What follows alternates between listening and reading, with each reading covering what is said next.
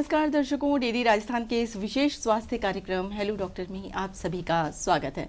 मैं हूं आपके साथ शिवाली गुप्ता। कहा जाता है कि हमारे शरीर के दो बहुत ही महत्वपूर्ण भाग हैं। अगर हम बात करें मस्तिष्क की और एक तंत्रिका तंत्र, यानी कि इन दोनों के ही सहयोग से हमारी जो दैनिक दिनचर्या के जो भाग हैं वो सुचारू रूप से कार्य करते हैं। यानी कि तंत्रिका तंत्र जो है वो सूचनाएं मस्तिष्क तक पहुंचाता है और फिर मस्तिष्क जो है उन्हें कमांड देता है और उन सूचनाओं को वापस शरीर के विभिन्न अंगों तक पहुंचाने का कार्य तंत्रिका तंत्र द्वारा किया जाता है। लेकिन अगर किसी भी परिस्थिति में इसमें कोई रुकावट पैदा हो जाए, किसी तरीके की कोई अड़चन आ जाए, तो हमारे विभिन्न अंग जो हैं वो कार्य करने में असमर्थ हो जाते हैं या उनमें कहीं कोई रुकावट पैदा हो जाती है। तो किस तरीके से ये प्रणाली कार्य करती है, या फिर अगर तंत्रिका तंत्र का कार्य सुचारू रूप से न हो पाए तो उसमें कौन कौन सी परेशानियां पैदा होती हैं, इन सभी विषयों पर आज हम जानकारी लेने वाले हैं। और हमारे साथ जो विशेषज्ञ मेहमान हैं उनसे आपका परिचय करा देते हैं। हमारे साथ हैं डॉक्टर वैभव माथुर, आप न्यूरोलॉजिस्ट हैं। साथ ही साथ अगर हम बात करें आपकी, तो आप मूवमेंट डिसऑर्डर और डीबीएस स्पेशलिस्ट हैं। तो सर बहुत बहुत स्वागत है कार्यक्रम में। नमस्कार। थैंक यू मैडम, और सभी श्रोताओं को मेरा नमस्कार। मैं डॉक्टर वैभव माथुर, मैं एक कंसल्टेंट न्यूरोलॉजिस्ट और उसके अलावा एक मूवमेंट डिसऑर्डर्स और पार्किंसंस के ऊपर मेरा विशेषज्ञता है। मूवमेंट डिसऑर्डर्स भी जैसा मैडम ने बताया कि विभिन्न प्रकार की तंत्रिका की बीमारियां होती हैं, उन्हीं में से एक दो बीमारियां हैं जो मूवमेंट्स को आपके डिस्टर्ब कर देती हैं, और उन्हीं डिसऑर्डर्स पे आज हम आई थिंक चर्चा करेंगे। बिल्कुल। बात हम कर रहे हैं सर मूवमेंट डिसऑर्डर की, आपने बात की, तो सबसे पहले हम चाहेंगे कि सरल और आसान भाषा में अगर हमारे दर्शक समझना चाहें तो क्या है ये मूवमेंट डिसऑर्डर? बिल्कुल सही। सो आई थिंक सबसे पहले इस नाम का ही हम विच्छेद करते हैं। मूवमेंट डिसऑर्डर्स या गतिविधि के विकार। मूवमेंट्स वो हैं जो हम लोग अपने कंट्रोल से करते हैं। हम हाथ हिलाना चाहते हैं, पैर चलाना चाहते हैं, पर अगर वो मूवमेंट्स आपके कंट्रोल के बाहर हो जाएं, उन्हीं बीमारियों को मूवमेंट डिसऑर्डर्स कहते हैं। आमतौर पे बहुत सिंपल तरीके से ये स्लो मूवमेंट्स की या फास्ट मूवमेंट्स की बीमारियां हो सकती हैं। या तो आप बहुत धीमे हो जाएं, चलने में दिक्कत आने लगे, बॉडी स्लो पड़ जाए, या फिर कुछ ऐसे बॉडी पार्ट्स हैं जो ज़्यादा हिलने लगे, कंपन होने लगे, नेक हिलने लगे, जबड़ा हिलने लगे। तो हर तरह के वो प्रॉब्लम्स जिससे आप अपने बॉडी के मूवमेंट्स कंट्रोल ना कर पाएं, उन्हें मूवमेंट डिसऑर्डर्स कहते हैं। तो सर अब जब आपने बताया कि इस तरीके से जो मूवमेंट्स हैं वो प्रॉपर नहीं हो पाए, या उनमें किसी भी तरीके की कोई रुकावट आ जाए, या ठीक ढंग से वो काम नहीं कर पाए, क्या इसके कारण आप मानते हैं? तो सबसे पहले बात करते हैं कि इनके जो कारण हैं वो ब्रेन से ही सबसे पहले शुरू होते हैं। सो ब्रेन जब आपकी बॉडी को कंट्रोल करता है तो उन तंत्रिकाओं के लिए जो सिग्नल्स भेजता है, वो सिग्नल्स अगर किसी वजह से गड़बड़ हो जाए, ये गड़बड़ अनुवांशिक हो सकती है कि जब बच्चे पेट में होते हैं तब वो सिस्टम डेवलप नहीं किया तो उनको बहुत कम उम्र के अंदर मूवमेंट्स की बीमारियां आ जाती है, या वो बाद में जाके हो सकते हैं, कभी कभी दवाइयों से, कभी कभी कुछ नशीले पदार्थों से, और कभी कभी कुछ तरह की जो बीमारियां होती हैं उनकी वजह से भी। तो ब्रेन की सिग्नलिंग स्लो होने लग जाती है, और एल्डरली या उम्र जब ज़्यादा हो जाती है तब आपके ब्रेन के कुछ एरियाज के सूखने से जब वो सिग्नल्स कम हो जाते हैं तो फिर ये डीजेनरेटिव या धीरे धीरे जो उम्र रिलेटेड होती हैं वो भी हो सकती हैं। तो हर उम्र में मूवमेंट डिसऑर्डर्स होते हैं, हर उम्र में इसके कारण अलग अलग होते हैं, लेकिन इनका इलाज जो है लकीली अब अगर आप ढंग से समझ पाए बीमारी को तो फिर तीनों समय पे संभव हो जाता है। जी, कारणों की आपने बात की डॉक्टर साहब, तो अब बात आती है लक्षणों की, क्योंकि जैसा कि आपने बताया अभी कि हर उम्र में आजकल, क्योंकि हमारा खान पान, जीवन शैली, इन सभी में बदलाव हो रहा है, तो हर उम्र में ये बीमारी होने के जो चांसेस हैं वो बहुत ज़्यादा बढ़ गए हैं। तो किस तरीके के लक्षण एक व्यक्ति को नज़र आने लगे तब उसे समझ जाना चाहिए कि मुझे मूवमेंट डिसऑर्डर की प्रॉब्लम जो है वो हो रही है? बिल्कुल। सो आई थिंक अगर जैसा मैंने आपको बताया कि पहले हम एक तरह के मूवमेंट्स की बात करते हैं जो कंट्रोल के बाहर जाने वाले हाइपर काइनेटिक मूवमेंट डिसऑर्डर्स या अनियंत्रण वाले जो बीमारियां होती हैं। सबसे कॉमन है कंपन। तो कंपन आई थिंक हम सबको कभी स्टेज फियर में या कभी नर्वसनेस में तो कभी कभी होते ही हैं। तो वो अगर टेम्पररी हैं, कुछ देर के लिए हैं, तो फिर वो कंपन उतने ज़्यादा परेशान आपको नहीं करेंगे। पर अगर रेगुलर बेसिस पे कंपन चल रहे हैं, आपको चाय पकड़ने में, अखबार पढ़ने में, बफे में प्लेट पकड़ने में, या जब चलते चल रहे हैं आप तो थोड़ा सा एक तरफ का हाथ हिल रहा है, तो कंपन दिखाता है कि ब्रेन जब इन सिग्नल्स को आपके हाथ के लिए या पैर के लिए भेज रहा है, वो सिग्नल्स थोड़े से यूनिफॉर्म नहीं है या उन सिग्नलिंग के अंदर गड़बड़ है। तो ये एक बहुत कॉमन मूवमेंट की बीमारी है, हाथों के कंपन। और आई थिंक सभी श्रोता मानेंगे इस बात को कि इसको लेके बहुत सारी धारणाएं हैं कि भाई ये तो कमजोरी की वजह से हो रहे हैं, या ये शायद थोड़े बूढ़े हो गए हैं इस वजह से कंपन हो रहे हैं, पर एक्चुअली ये एक न्यूरोलॉजिकल प्रॉब्लम है जिसमें ब्रेन की सिग्नलिंग की वजह से ये कंपन होते हैं। और भी तरीके के मूवमेंट डिसऑर्डर्स हैं जिनके लक्षण आपको पता होने चाहिए, जैसे अकड़न होना किसी भी हाथ के, पैर के या जबड़े के, आंखों के किसी भी तरीके से, जैसे आप आंख बार बार खोल नहीं पा रहे हैं, बार बार बंद हो रही है, वो भी एक मूवमेंट डिसऑर्डर है। खाना चबाने में बार बार जीभ कट रही है, जबड़ा इधर उधर जा रहा है, वो भी एक मूवमेंट डिसऑर्डर है।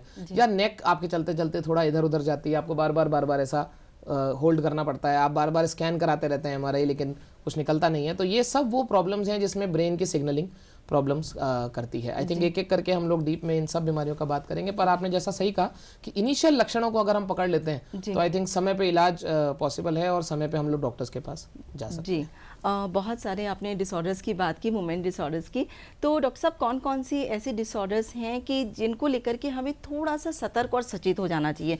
यानी कि अगर हम बात करें कि उन सिम्टम्स के नज़र आते ही तुरंत हमें एक चिकित्सकीय सलाह की ज़रूरत होगी, ऐसा हमें ध्यान रखना चाहिए।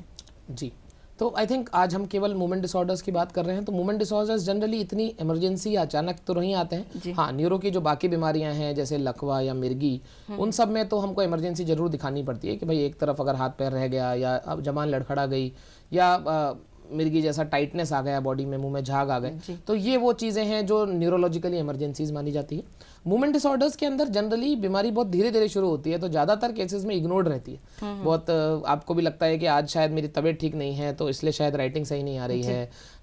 कई सारे बच्चे बताते हैं कि आजकल हमारे पेपर तो लगातार ही छूट रहे हैं, हम पेपर को पूरा ही नहीं कर पाते क्योंकि वो हाथ थोड़ा थोड़ा कंपन करने लगता है। तो ये इनिशियल लक्षण जो है इग्नोर्ड होते हैं, पर अगर ये रिकरेंट चल रहे हैं, बार बार हो रहे हैं और लंबे समय से आपको परेशान कर रहे हैं या अनुवांशिक हैं, मान लीजिए इसी तरह की दिक्कत दादाजी में रही है, पिताजी में रही है और अब आप में बहुत 30s या 20s में आने लगी है, तो आपको इसको समय पे दिखा लेना चाहिए। तो आई थिंक सबसे पहले यही जानना ज़रूरी है कि कोई भी नई चीज़ आई थिंक आपको जब लग जाती है कि यार ये मेरे कंट्रोल के बाहर की चीज़ है, तो इसको ज़्यादा दिन तक इग्नोर ना करें और आई थिंक उसको उसी समय पे दिखवा लें। बिल्कुल, इसीलिए हम हमेशा कहते हैं ना कि जागरूक रहना बहुत ज़्यादा ज़रूरी होता है।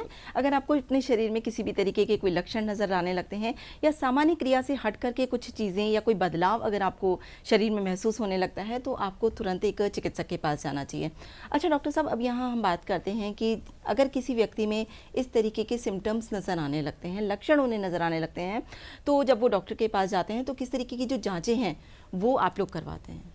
करेक्ट। तो मूवमेंट डिसऑर्डर्स लकीली इसमें अभी भी हमारे पास है ना क्लिनिकल जो परसीव करना है पेशेंट को, जो हम देख के समझते हैं, उसका बहुत बड़ा रोल है। ज़्यादातर पेशेंट्स तो ये सारे स्कैन या जांचें करा के आते हैं कि सर हमारी एमआरआई भी हो गई, ब्लड टेस्ट भी हो गए, कहीं कुछ निकला नहीं। पर फिर भी अगर आप जांचों की बातें करें, हम लोग न्यूरोलॉजिस्ट सभी, मैं कहूँगा B12 पे हमारा बहुत फोकस रहता है कि विटामिन B12, विटामिन D आपने कराया है क्या।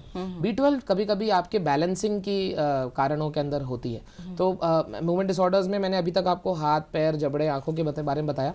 पैरों के जो मूवमेंट डिसऑर्डर्स होते हैं, कई लोग हमको बताते हैं कि सर चलते चलते मैं थोड़ा डगमगाने लग जाता हूँ, या जिसको कहते हैं कि मेरे को थोड़ा देर बैठना पड़ जाता है, या मुझे लगता है कि मेरे चप्पलें पैर से निकल जाएंगी, होल्ड नहीं हो पा रही हैं।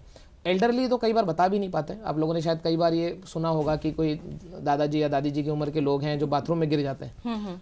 कई बार हम बोलते हैं कि अरे तो थोड़ा सा शायद चिकना होगा या शायद अंधेरा होगा, लेकिन एक्चुअली ये बैलेंसिंग की बीमारी है जिसके अंदर एल्डरली लोगों को पता नहीं चलता कि वो पैर जहाँ रख रहे हैं वहाँ सेंसेशन है या नहीं जी। और पैरों में नर्व्स वीक हो जाती है जिसकी वजह से उनको सामने देख के चलने में बैलेंस बिगड़ जाता है। तो एक या दो बार जब वो गिर जाते हैं, कभी कूला फ्रैक्चर, कभी कमर में चोट, तो ये वो चीज़ें हैं जिसको हम लोग पकड़ नहीं पाते कि पता नहीं क्यों गिर गए। एक्चुअली ये बैलेंसिंग इश्यूज होते हैं और B12 की डेफिशिएंसी से आपके पैरों के अंदर इस तरह के सेंसेशंस कम बहुत कॉमनली हो जाते हैं। सो शुगर या डायबिटीज़ कई बार पेशेंट्स को पता नहीं होती, हम वो चेक कराते हैं, शुगर निकलता है। तो शुगर एक नर्व वीकनेस के कारण है, विटामिन B12 एक नर्व वीकनेस का कारण है, और इसके अलावा थायराइड, विटामिन D ये सब भी हम लोग कराते हैं। तो ये जनरल ब्लड टेस्ट की बात हो गई। हमारे पास जो बाकी जांचें अवेलेबल हैं उसमें होती है ब्रेन की MRI, जिसमें हम देख लेते हैं कि ब्रेन के सभी जो एरियाज हैं वो ठीक ठाक उनके उम्र के हिसाब से सही है या नहीं, या नसों के टेस्ट, नसों के करंट के टेस्ट हम लोग कई बार कराते हैं, जिससे पता चलता है कि पैरों में बिल्कुल सिग्नल सही जा रहे हैं कि नहीं। जब आप बताते हैं कि जब चलते चलते हमसे चप्पल निकल जाती है पैर से, हमको पता नहीं चलता, उस समय जब आप नर्व कंडक्शन कराएं तो पता चलता है कि हाथों तक सिग्नल अच्छे पहुंच रहे हैं, पैरों में नहीं पहुंच रहे हैं। और ऐसे में हमको पता चल जाता है कि बीमारी कहाँ से शुरू है और उसको वहीं पे कैसे रोका जाए। तो इस तरह से हमारे पास अब अलग अलग तरीके के लेवल्स पे इन्वेस्टिगेशंस अवेलेबल है। डॉक्टर साहब, इन्वेस्टिगेशन की आपने बात की, हाथों की आपने बात की, पैरों की आपने बात की, इसके अलावा शरीर के और कौन कौन से भाग हैं जहाँ पर ये मूवमेंट डिसऑर्डर जो है वो इफेक्ट करता है? बहुत बहुत अच्छा सवाल है। तो आई थिंक अब मैं आपको ऊपर से नीचे तक शुरू करता हूँ। तो सबसे पहले वो बीमारियाँ जिनके अंदर आपके बॉडी के मूवमेंट्स अपने आप होने लगें, जैसे डिस्टोनिया जिसको हम बोलते हैं वर्ड। डिस्टोनिया मतलब कोई भी एक बॉडी पार्ट का टोन बढ़ जाए। आँखों में हो सकता है कि पेशेंट बार बार आंखें झपकाना चालू कर देते हैं, बताते हैं कि कई बार मुझे ऐसे ऐसे करके खोलनी पड़ती है, या चलते चलते धूप में तो स्पेशली काफ़ी बार आंखें झपकती है। तो इसको आईलिड्स का डिस्टोनिया या ब्लेफरोस्पाज्म कहते हैं। जबान में और मुंह में काफ़ी बार होता है कि बोलते बोलते जबान लड़खड़ा जाती है काफ़ी हद तक, या चबाने के अंदर जीभ कट जाती है, या होठ अंदर कट जाते हैं। तो ये जबड़े का डिस्टोनिया होता है। नेक में डिस्टोनिया, जैसा मैंने बताया कि नेक का एक तरफ जाना, पीछे की ओर, आगे की ओर, ये कॉमन है। हाथों में डिस्टोनिया होता है जब आपको राइटिंग में दिक्कत आने लगे, या आप जब लिख रहे हैं तो वो हाथ मुड़ने लगे, या कोई काम भी कर रहे हैं तो थोड़ी देर के बाद वो टाइट हो जाता है जी। और नीचे पैरों की बात करें तो पैरों का डिस्टोनिया चलते चलते होता है कि थोड़ा दूर तक चले पेशेंट्स और फिर लगा कि पैर में बहुत ज़बरदस्त क्रैम्स आ रहे हैं। तो बाइटों को भी कई बार हम लोग इग्नोर करते रहते हैं। तो उन क्रैम्स के साथ अगर टाइटनेस हो रही है तो वो भी एक तरीके का मूवमेंट डिसऑर्डर है। तो ये ऊपर से नीचे तक अलग अलग एरियाज़ को इफेक्ट करता है। और एक बहुत अनछुआ पहलू इसका ये है कि मैंने अभी आपको एक मूवमेंट डिसऑर्डर का दूसरा पार्ट बताया था, स्लोनेस या धीमेपन की बीमारियां, वहां आती है पार्किंसंस। सो पार्किंसंस रोग पे आई थिंक अभी हम लोग और चर्चा करेंगे। हम चाहेंगे कि आप साथ में ही विस्तार से इसके बारे में बिल्कुल, तो मैं आपको पार्किंसंस के बारे में अभी ही बता देता हूँ। तो पार्किंसंस में ज्यादातर लोगों को ये धारणा है कि पार्किंसन केवल कंपन की बीमारी को बोलते हैं, जबकि ऐसा बिल्कुल भी नहीं है। पहला लक्षण जो पार्किंसन का है वो है धीमापन, स्लोनेस। हमको पेशेंट बताते हैं कि सर आजकल मुझे अपने दिनचर्या के काम में थोड़ा टाइम ज़्यादा लगता है जी। नहाने में, कपड़े बदलने में, चलने फिरने में। मैं लोगों के साथ चलता था पहले पार्क में तो 3 चक्कर काट लेता था इतनी देर में, अभी तो मैं थोड़ा पीछे रह जाता हूँ। चलने की जो स्टेप्स हैं वो छोटे हो गए, बेबी स्टेप्स हो गए। तो ये बहुत ऐसे लक्षण हैं जो एल्डरली बड़े धीरे धीरे देखते रहते हैं कि मेरे का अब वो स्पीड नहीं रही बॉडी में। तो स्लोनेस ऑफ बॉडी मूवमेंट्स इसका एक बहुत कॉमन लक्षण है। कंपन इसमें ज़रूर से होता है और अकड़न हो जाती है, बॉडी थोड़ा टाइट से होने लगती है। आप उतने फ्लेक्सिबल नहीं रहते, टर्न लेने में धीरे धीरे लेते हैं, उठने बैठने में स्लो हो जाते हैं, पकड़ पकड़ के बैठने उठने चालू करते हैं। और आप उनसे पूछेंगे कि आपको कहीं दर्द है, आप धीरे क्यों उठ रहे हैं, तो कहेंगे कि नहीं दर्द तो कहीं नहीं है, बस एनर्जी नहीं मिल रही। तो पार्किंसंस एक्चुअली धीमेपन, अकड़न और कंपन की बीमारी है। चौथा सिम्टम इसका असंतुलन होता है, बैलेंस कई बार बिगड़ता है, मरीज कई बार गिर जाते हैं, स्पेशली पीछे की ओर गिर जाते हैं। तो ये जो इवेंट है इसको भी हम लोग कभी भी इग्नोर नहीं करते। अगर हमको कोई बताता है कि सर ये बाथरूम में पीछे की तरफ गिर गए, सर में पीछे चोट लग गई, या चलते चलते प्लेन ग्राउंड पे पीछे गिर गए, तो बैकवर्ड फॉल्स जो है वो पार्किंसंस में काफ़ी कॉमन है। तो ये 3-4 लक्षण तो हो गए, इनको हम कहते हैं मोटर सिम्टम, जो हमको दिखते हैं। फिर जब मरीज हमारे पास बैठते हैं तब हम उनसे पूछने लगते हैं अंदरूनी सिम्टम्स के बारे में। वहाँ हम उनसे पूछेंगे कि क्या आपको थोड़ा सा जबान में बोलने में दिक्कत आती है, क्या आपको कब्जी बहुत ज़्यादा रहने लगी है, क्या आपको यूरिन कंट्रोल में दिक्कत आ रही है, वॉशरूम भागना पड़ रहा है काफ़ी तेज़ी से, आपको नींद में कहीं बोलना बड़बड़ चालू तो नहीं हो गया। रात को नींद में बोलने की दिक्कत के बारे में भी आई थिंक ज़्यादा लोगों को ये पता नहीं होगा कि रात को बोलना बड़बड़ भी एक स्लीप डिसऑर्डर है और रेम स्लीप बिहेवियरल डिसऑर्डर कहते हैं। तो वो पार्किंसंस में काफ़ी अर्ली लक्षण होता है। तो स्लीप, आपका यूरिन कंट्रोल, कॉन्स्टिपेशन, व्यवहार की बिहेवियर की प्रॉब्लम्स की सर बड़े ये तो बड़े खुशमिजाज थे, बड़े आजकल चिड़चिड़े चुप चुप रहने लग गए हैं। ये सब छोटे छोटे लक्षण हैं जो, जैसा आपने पूछा कि कहाँ कहाँ ये बीमारियां करती हैं इफेक्ट, तो ये केवल बाहर नहीं, ये अंदर तक इफेक्ट करती है, क्योंकि ब्रेन आपके हर सिग्नल को कंट्रोल करता है। तो इन सब को हम आजकल कहने लगे हैं नॉन मोटर सिम्टम, वो सिम्टम्स जो दिखते नहीं हैं लेकिन वो अंदर से पेशेंट्स को परेशान ज़रूर करते रहते हैं। तो इस तरह से देखा जाए तो पूरा शरीर ही इसमें इन्वॉल्व हो जाता है, बाहर से भी और अंदर से भी। बिल्कुल, और इसीलिए हम कहते हैं कि हमारा जो तंत्रिका तंत्र है वो पूरे शरीर को कंट्रोल करता है, पूरे शरीर के प्रत्येक भाग की जो सूचनाएं हैं वो मस्तिष्क तक पहुंचाता है, और जिस अकॉर्डिंग उसका ब्रेन जो है वो उसे कमांड देता है और फिर वो वापस से उन्हीं अंगों तक उनको पहुंचाता है। अच्छा सर, कोई भी मरीज अगर आपके पास आता है, जाँच के दौरान आपको पाया जाता है कि उसमें कोई मूवमेंट डिसऑर्डर पाया जा रहा है, तो किस तरीके के जो इलाज हैं वो आज मेडिकल साइंस में संभव है?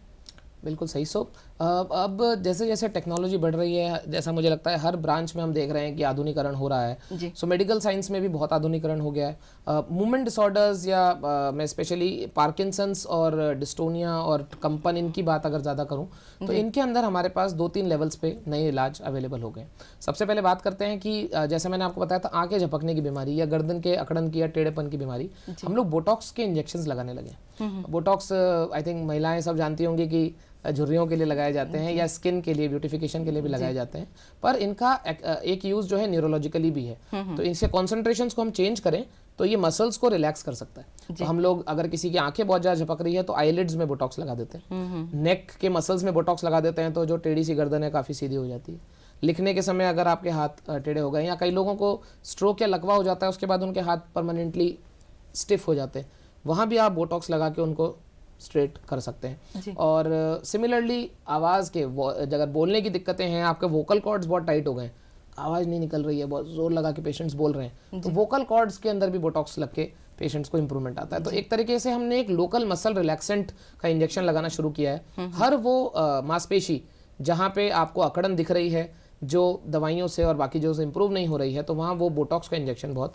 फ्रूटफुल है। तो ये एक आधुनिकीकरण है जो हम लोग कर रहे हैं। दूसरा आधुनिकीकरण है एक पंप आ गया है, जैसे पार्किंसंस में बात हुई, पार्किंसन की गोलियां तो बहुत सालों से हमारे पास मार्केट में है। हम लोग डोपामीन की दवाइयां देते हैं। पार्किंसंस एक्चुअली डोपामीन की डेफिशिएंसी से होता है, ब्रेन में ये केमिकल कम हो जाता है और बॉडी धीरे धीरे स्लो हो जाती है। तो आप बाहर से डोपामीन दे सकते हैं पेशेंट्स को। शुरू के 4-5 साल बहुत अच्छा फर्क भी रहता है। आपने दवाई दी, पेशेंट्स कहते हैं कि सर ये कंपन भी रुक गया है, मैं चलने भी लगा हूँ, स्पीड भी अच्छी हो गई है, तो बहुत अच्छा इंप्रूवमेंट रहता है। बट आफ्टर 5 to 7 ईयर्स धीरे धीरे जब बीमारी बढ़ती है तब वो गोलियों का इफेक्ट कम होता जाता है जी।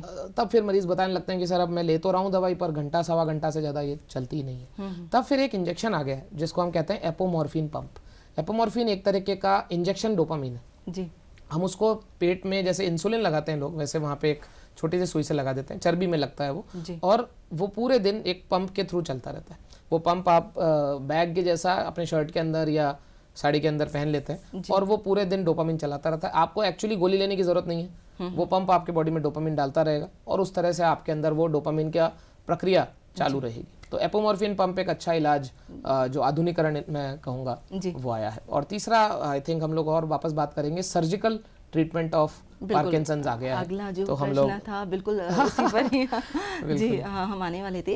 डॉक्टर साहब, दवाइयों के अलावा कब ऐसी स्थितियां पैदा हो जाती हैं जब आपको लगता है कि सर्जरी की अब ज़रूरत है, अब दवाइयों से काम नहीं चलेगा? बिल्कुल सही। मैं अब स्पेशली पार्किंसंस पे ही बात कर रहा हूँ, पार्किंसंस और डिस्टोनिया पे। वो बीमारियाँ जब आप की बॉडी की स्लोनेस और आपकी अकड़न और धीमापन और कंपन इतना परेशान करने लगे कि आपके डे टू डे लाइफस्टाइल में इसकी उम्र के बारे में मैं बताना चाहूँगा कि 60 के बाद हम लोग समझते थे कि पार्किंसंस बहुत ज़्यादा होता है 60 to 80 के एज ग्रुप में, पर young onset Parkinson disease 30 to 60 is becoming very very common. बहुत कॉमन भी है, ऐसा नहीं है पहले नहीं था, पहले भी था, पर अब डायग्नोसिस ज़्यादा हो रहा है और आई थिंक विभिन्न कारणों से हम लोगों को हो भी जल्दी रहा है। तो 40 to 60 वाले जो पेशेंट्स हैं ये अभी भी अपनी जॉब में हैं इस समय पे, वो उनको बहुत सारे बाहर के अंदर के घर के काम रहते हैं और इस समय पे जब पार्किंसंस आपको परेशान करने लगे, आपने 5 साल 7 साल दवाइयाँ खा ली हैं लेकिन अभी भी आपको वो इम्प्रूवमेंट नहीं मिल रहा है, आपकी गोली की पावर कभी भी चली जाती है कि चलते चलते हमारे कुछ ऐसे पेशेंट्स तो इतने अफेक्टेड हैं कि वॉकिंग करते करते में बिल्कुल पैर अटक जाते हैं, वहीं चिपक जाते हैं, पैर फ्रीजिंग हो जाती है, जमीन से पैर आगे ही नहीं बढ़ता, एकदम वहीं रुक जाते हैं। तो ऐसे डिसेबलिंग ऑफ पीरियड्स अगर आने लगे, या दूसरा कि गोलियों का इफेक्ट ओवर टाइम धीरे धीरे धीरे कम होने लगे, तो फिर आई थिंक आपको और आपकी वो दिनचर्या को बहुत ज़बरदस्त अफेक्ट करने लगे, I think that is the time कि हमको उसको आ जाना चाहिए। ये समय हर मरीज़ का अलग है।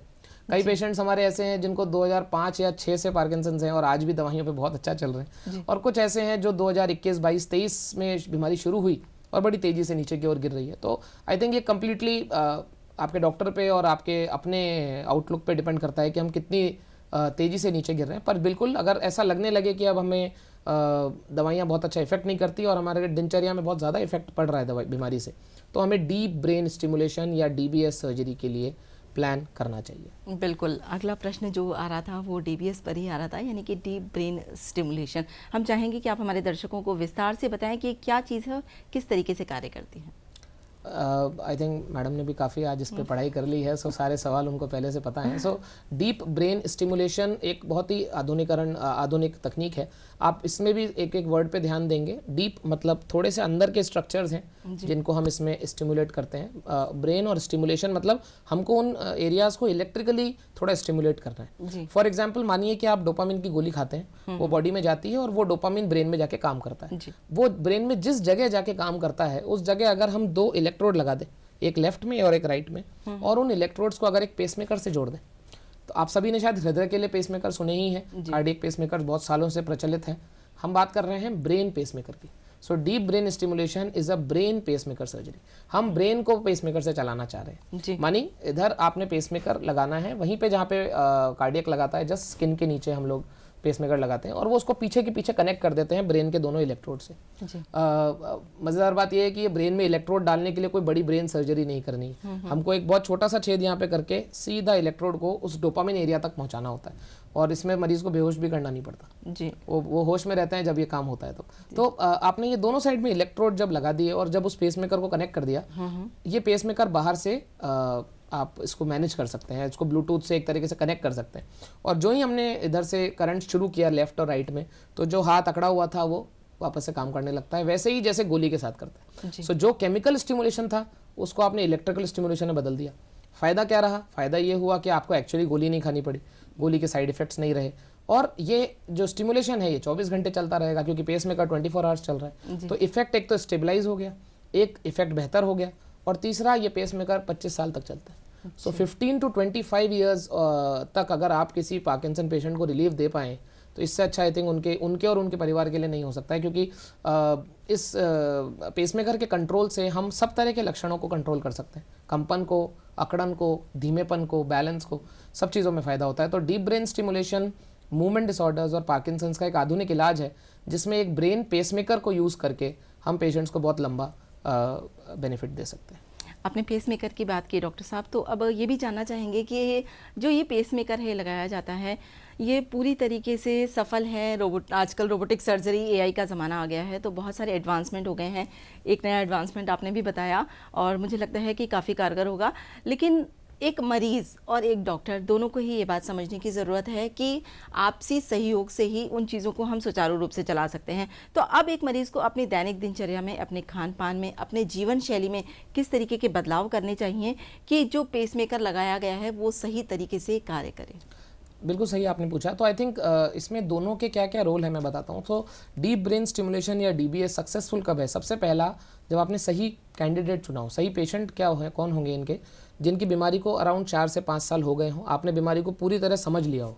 ऐसा नहीं कि बस सर मेरे कंपन 5 महीने से शुरू हुए हैं, क्या मैं डीबीएस करा लूँ? जी बिल्कुल नहीं। आप पहले वेट करें, क्योंकि ब्रेन की बीमारियों का जो कोर्स है वो तो डॉक्टर को भी पहले दिन पता नहीं चलता है, हमको समझना पड़ता है कि ये किस तरह से आगे बढ़ेगी बीमारी को। तो हमें सबसे पहले 4 से 5 साल ऑब्जर्व करना है कि डिजीज़ किस किस एरिया को पकड़ चुकी है, फेस को, हाथ को, पैर को। उस बीच में हम लोग दवाइयों से उनको कंट्रोल करने की कोशिश तो करते ही रहते हैं जी। अगर ऐसे कोई केस हैं जिनमें हम लोगों को 5 साल बाद भी दिख रहा है कि डोपामिन का रिस्पॉन्स अच्छा रहेगा, वहाँ हम लोग डीबीएस पे जा सकते हैं जी। पेसमेकर और इलेक्ट्रोड्स लगाने के अंदर, जैसा मैडम ने अभी एआई की बात करी, तो अब यहाँ भी आधुनिकीकरण बहुत अच्छा आ गया है कि आपको बताना चाहूँगा, इंडिया में ये नया नहीं है। ब्रेन पेसमेकर पहली बार इंडिया में 1998 या 1998 में लग गया था, पर धीरे धीरे हर शहर में प्रचलित होते होते राजस्थान में अभी लास्ट 2 साल से हमने इसे शुरू किया है। तो राजस्थान में अभी हम अकेले ही हैं मूवमेंट डिसऑर्डर्स में जो काम कर रहे हैं। तो समय के साथ साथ इसको धीरे धीरे फैलाया जा रहा है। पर इसमें फ़ायदा क्या है कि दोनों साइड के जो इलेक्ट्रोड्स हैं जिनसे हम पेसमेकर को चलाते थे, अब इसमें एक एआई पेसमेकर आ गया है। एआई पेसमेकर क्या करता है, जो पेसमेकर पहले करंट केवल दिया करता था, अब वो सेंस भी कर लेता है। उसको हम कहते हैं ब्रेन सेंसिंग। ब्रेन सेंसिंग मतलब वो इलेक्ट्रोड्स पता कर लेते हैं कि अगर आप सो रहे हैं तो आपको ज़्यादा डोपामिन की ज़रूरत नहीं है, तो वो ऑटोमेटिकली पेसमेकर करंट्स को कम कर देते हैं। अगर आप चल रहे हैं, दौड़ रहे हैं, तो उसको दिख जाता है कि आपको डोपा लेवल्स की ज़रूरत है। तो जैसे नॉर्मल लोगों में, हम लोगों में ब्रेन अपने आप डोपामिन कंट्रोल करता है, वैसे ही एआई बेस्ड पेसमेकर डोपामिन को कंट्रोल करके अपने आप करंट को ऊपर नीचे कर लेगा। तो ये एआई पेसमेकर भी last year he I think November के अंदर आया था, और जयपुर में अब हमने इसको कई सारे पेशेंट्स में लगा चुके हैं। हम लोग अभी तक 13 डीबीएस कर चुके हैं पिछले 1 साल के अंदर, और लगभग हमारे हर पेशेंट बहुत अच्छे कर रहे हैं। इसका मेन कारण यही है कि अगर आपने सही सिलेक्शन किया है, और दूसरा मरीजों के लिए क्या इंपॉर्टेंट है, ये सारी चीज़ें जो डॉक्टर्स आपके लिए कर रहे हैं, पेसमेकर लगाना, कंट्रोल करना, दवाइयाँ देना, आपकी साइड से आपकी 3 जिम्मेदारियाँ बनती है। वो क्या है?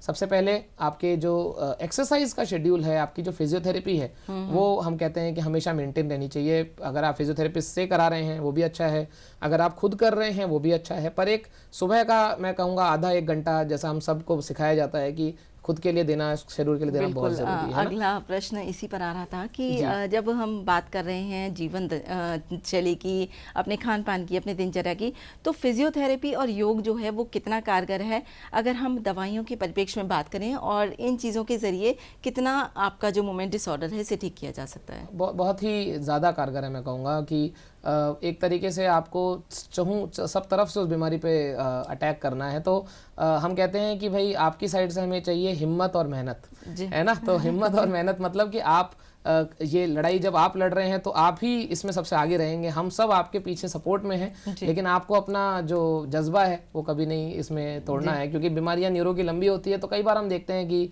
हमारे मरीज थोड़े डिप्रेस से हो जाते हैं कि सर क्या लगता है ये सही रहेगा क्या, जबकि एक दूसरे जो पेशेंट्स हैं कई हमारे पास आते हैं व्हीलचेयर पे भी और कहते हैं कि सर पहले से ठीक लग रहा है, अब तो मैं खाना भी खुद खा लेता हूँ। तो वो मुझे लगता है आपका एटीट्यूड ही आपके आधी बीमारी को संभालता है, तो वो मैं कहूँगा बहुत इंपॉर्टेंट है। तो आपकी हिम्मत रहे हमेशा, और कसरत जिसकी हम बात कर रहे थे, कसरत क्या है, yoga, meditation, mind relaxation exercises, anulom vilom, pranayama जैसी कसरतें, थोड़ी थोड़ी स्ट्रेचिंग की कसरतें योगा में हमको बताई जाती है, उम्र के हिसाब से या पेशेंट्स के हिसाब से जो उनसे पॉसिबल हो, वो सब बहुत फायदेमंद है। और फिजियोथेरेपिस्ट आपको ये बता देते हैं कि भाई आपको कौन सी तरह की कसरतें करनी चाहिए। जैसे आपको बैलेंस की दिक्कतें हैं तो बैलेंस की मल्टीपल तरह की एक्सरसाइजेज आ गई हैं, जैसे सीधी लाइन पे चलना, आपको एक पैर के ऊपर उठा के चलना, इस तरह की बहुत अगर प्लान्ड एक्सरसाइजेस करें तो मरीजों को बहुत ज़बरदस्त फायदा होता है। और हम एज डॉक्टर्स दवाइयाँ और सपोर्ट तो हमेशा करते ही हैं। बिल्कुल। और परिवार की कितनी भूमिका मानते हैं डॉक्टर साहब?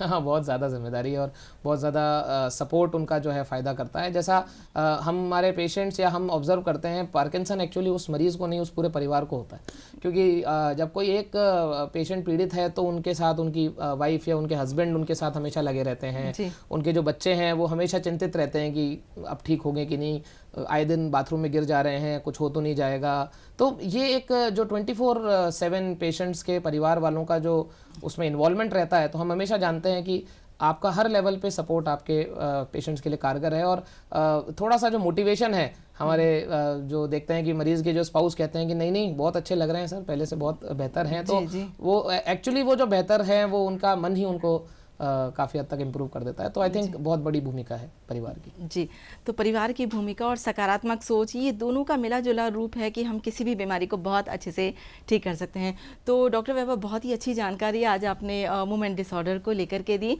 क्या चलते चलते हमारे दर्शकों को आप कहना चाहेंगे? मेरा यही रहेगा आप सबसे अनुरोध कि आप सब अपनी, जैसे हम लोग लाइफस्टाइल की बात करते हैं, तो अपनी एक अच्छी लाइफस्टाइल रखें। आजकल तो जो यंग जनरेशन है, बीमारियों का जो शुरुआत है वहीं से हो गया है। ये बहुत पुरानी बात है कि ये सब बीमारी तो बूढ़ों की है। अब तो आई थिंक 20s में ही आप लोगों को अपने खान पान का, कोलेस्ट्रॉल का, अपने एक्सरसाइजेस का ध्यान रखना चाहिए। तो एक छोटी मोटी एक्सरसाइजेस का शेड्यूल, कोई ना कोई आउटडोर एक्टिविटी जिसमें आप इन्वॉल्व रहें, अपने लिए माइंड रिलैक्सेशन एक्सरसाइजेस। स्ट्रेस हमारे चारों तरफ बहुत ज़्यादा बढ़ गया है, हमारी जॉब्स में, परिवार में, तो थोड़ा सा रिलैक्सेशन एक्सरसाइजेस, थोड़ा खुद के लिए समय निकालना, ये सब बहुत ज़रूरी है। और हमारे एल्डरली लोगों के लिए ये बात ज़रूरी है कि वो अपनी जो रेगुलर चेकअप्स हैं उन पे ध्यान रखें, अपने जो डॉक्टर विजिट्स हैं उनका ध्यान रखें, अपनी दवाइयों का ध्यान रखें और खुश रहें, मस्त रहें सब। और क्या जी, तो दर्शकों, आज हमने जाना कि मूवमेंट डिसऑर्डर क्या होता है और डीबीएस क्या है, और डॉक्टर वैभव ने बहुत ही सरल और आसान भाषा में हम सभी को समझाया कि किस तरीके से ये बीमारी काम करती है, किस तरीके से इसका इलाज संभव है। तो उम्मीद करते हैं कि आपने इन सभी जानकारियों का पूरा लाभ उठाया होगा। तो सबसे पहले तो देना चाहेंगे डॉक्टर वैभव आपको बहुत सारा धन्यवाद कि इतनी महत्वपूर्ण जानकारी आज आपने हमारे दर्शकों तक पहुँचाई, तो उसके लिए आपका धन्यवाद। और दर्शकों, आपसे यही कहना चाहेंगे, जीवन में अच्छी सोच रखिए, सकारात्मक रहिए और अपनी दैनिक दिनचर्या और अपना खान पान और जीवन शैली को बिल्कुल चुस्त और तंदुरुस्त बना करके रखिए। फिर देखिए कि बीमारियां कैसे आपके पास भी नहीं भटकती हैं, बहुत दूर रहेंगी। तो आज के कार्यक्रम में फिलहाल इतना ही। अगले कार्यक्रम में आपसे फिर से मुलाकात होगी एक नए विषय के साथ, एक नए विशेषज्ञ के साथ। तब तक के लिए मुझे दीजिए अनुमति। नमस्कार।